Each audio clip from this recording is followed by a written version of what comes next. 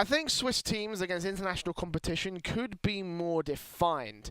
The international teams tend to go much higher, and I feel that there's potential for players to potentially fit well into the international and European representation.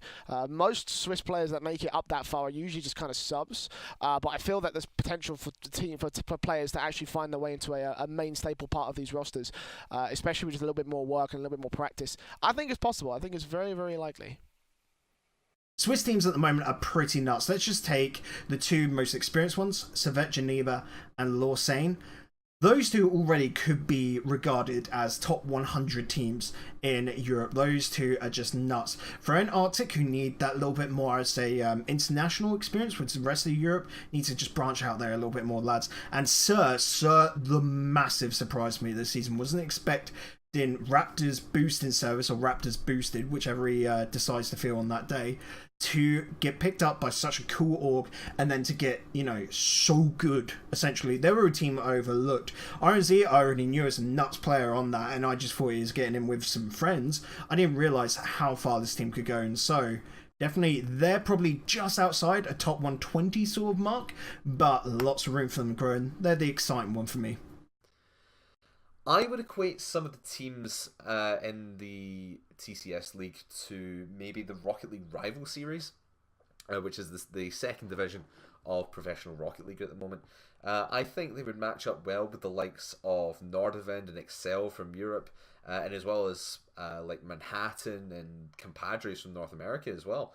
I think the players in this league still have quite a bit to go until we would say they're, say, RLCS worthy. But I don't think we're going to be too far away from that. I think Swiss players are going to grow at such a high rate. I mean, take Skyline, for example. He's a Swiss player.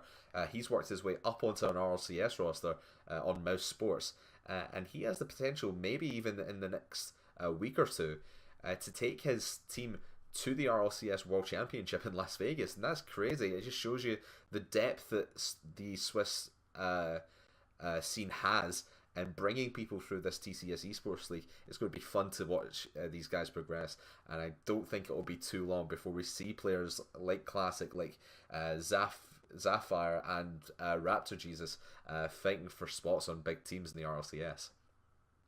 That is a good question. If League of Rockets ever run their World Cup again, the Swiss national team might turn quite a few heads, although you know that the competition will be pretty darn tough.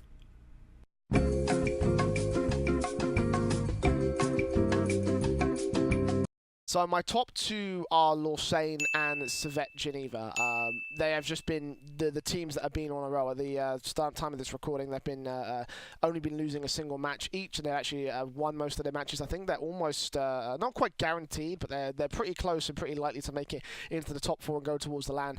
I think in the LAN finals, those are the two teams that will meet, just because of how well they've been doing, the way that the team forms around each other. They've got the talent there, they've got the team play, they've got the style. I think that those are my two favourites. Which one will come out on top is, I probably pit Lausanne above Servette, but it's going to be a damn close match if we ever see it. So, which team do I think is going to come out on top? Lausanne. Easy pick there. That's, if you're going to bet on it, it's got to be Lausanne. The one team that I think has got a good chance of upsetting them, though, Servette Geneva. Those lads have already done it. They've already upset so far in the first 6 weeks, and they could do it again. They've got the momentum behind them, they've got the willpower, they've got the strength to do it. But like I said, earlier anyway, they're the upset team, so who knows, we can't count them out. And of course we've seen some little workings thrown about, so definitely this league play is not done, not even with the seeding that makes it for the LAN.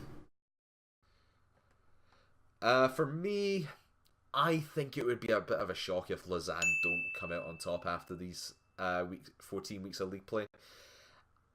They've just been way too dominant over these first 6 weeks, and from start right up until now, and taking that tight 5-game series over maybe the other favourite team, some might say, in Servette Geneva, it definitely solidifies their place as pretty much the number one team right now, and probably until the end of the season. I know we've still got a long way to go until we do crown our king of league play, but I think it would be a big upset if Lausanne don't take that crown at the end of the season. I'm going to go for a boring answer, and I'm going to go for a team that's currently at the top of the season leaderboard, Lausanne Esports. It seems that they have the most consistency out of all the teams that are currently participating, and I feel like Hello's experience with the Gfinity Elite Series might be a boon when it comes to really grinding out the season.